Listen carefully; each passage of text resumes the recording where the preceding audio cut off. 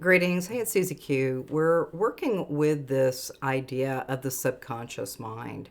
And, sometimes when we're looking at the subconscious mind, we're like, are they a stinker? Or what's happening with that subconscious kind of that frequency or band of frequencies related to the subconscious mind.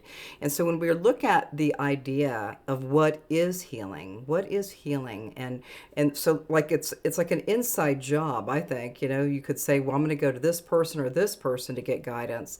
But when I'm really looking at it, especially if it's something just happened in the body, maybe some lymphatic energy, maybe some gut things, maybe something else that's shown up on your skin, your beautiful organ, the skin energy, as we start noticing that at the earliest onset of something different that just started showing up, is I really, even for my own self, I go into kind of a quiet state of consciousness, just noticing that maybe I've got some lymphatic here on this side, and then I just start engaging with some of that lymphatic energy. It's kind of maybe some stagnant energy, and all I really do is in my own mind. I don't say it out loud, but this is what I would say: is that let's go ahead and clear some of that stagnant energy, or maybe we don't even need to name it. Maybe we might just say,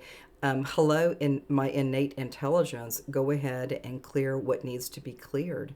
And so I do a lot of that at the earliest onset. So let's just say you have a headache or something else that's showing up, that you start going right directly to that place where there might be a headache or lymphatic or gut things or whatever that is that you start immediately going into it and then talking to the innate, your own sense of self, working with these energies to support you at the earliest onset. Sometimes people don't really recognize that things are shifting in the body. They don't recognize that, oh, it's just a little pain here, a little something over here. But then the best that we can do is, again, be ready. It's like a 911. Even if it's a small event, I always call it's like a 911 event. Then we start engaging with accessing that healing within. And so certainly if you need to go to the doctor, go do that and have all these different experiences. But I think when it first happens, something big happens in the body, then we start noticing that let's just see if we can clear it a little bit. So even when I walk here in sunny Scottsdale, I'll just be walking around, in the neighborhood, and then all of a sudden I'll notice maybe something with my foot or a toe or an elbow or something, and then I just, in my own sense of beingness, is that I go in and just say, well, let's go ahead and clear what needs to be cleared. And again, I don't go into the organs or the systems. I just, like, generally speaking, let's go do a beautiful body scan or sweep of the body and clear some things out. And every time when I come back to the house after I've taken my little walk in City Scottsdale, I just notice that it's already gone. And so the more that we can be more aware, more awake, and more consciously engaging with life and your beautiful divinity.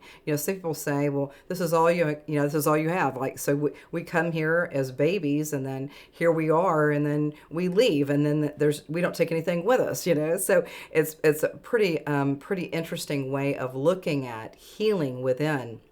Sometimes we say, maybe if a person has been kind of situated in an event over time, we might even go in and do, like, what is the emotion? And so we do a lot of that with what I call the quantum healing hypnosis technique, work of Dolores Cannon. But the subconscious it's a powerful agent. And when you have some events that are happening, you have opportunities to go right into it. Again, I don't identify the areas. I just, generally speaking, let's do a clean sweep and see if it's going to be better. And so all of these things are really this capacity to persevere and to really acknowledge your divinity, your beautiful, divine, sovereign self. And the more that you start really accessing not only the outer sphere, the outer experiences, friends and family and work and blah, blah, blah, but really what we're working with is the body. So for a lot of us, we want to be here. I got a golden ticket and I just want to stay. I want to stay as long as I can because I've got all these cute kids and grandkids and future great grandkids, So I'm got super excited. So the more that we can kind of lean into that subconscious mind, and some people say, well, let's let it go, let release and let it go, or just, and so sometimes these words get tricky. So sometimes when I'm working with my own little situations in my body, I just notice that, sometimes words get in the way. And so sometimes when I'm not really like wanting to like really process or kind of discern what's happening, I just go to the color blue. And I work with the color of aqua, the aqua energies. And sometimes that may work for a person too. Let's just say we're going to go into a full body scan, and then we can maybe access the color blue. So we'll call the color blue aqua coming into the energies to support whatever's happening in the body. So we have a lot of different ways of doing that. You could even do like with tuning forks. Let's just say that something's going on in the body and you just want it gone. But then we start working with the tuning fork. So we have a lot of opportunities to clear things from the body. We also work with lasers. Lasers are also a very deep sense of consciousness that can help to bring in more guidance about the mitochondrial energies and some inflammation. So things like that with lasers are really, really powerful as well. But if you're just hanging out, right, you could just say, like I at the very beginning, is innate intelligence or my beautiful divinity. Let's go ahead and do a full body scan, and let's just let whatever comes through. Let's just let it happen. And so these states of consciousness with the subconscious mind, we do a lot of that with a QHHT. And people have wins. And sometimes we have to go through a process. What happened? Why did you choose to do this? What emotion are you working with? Where is it stored in the body?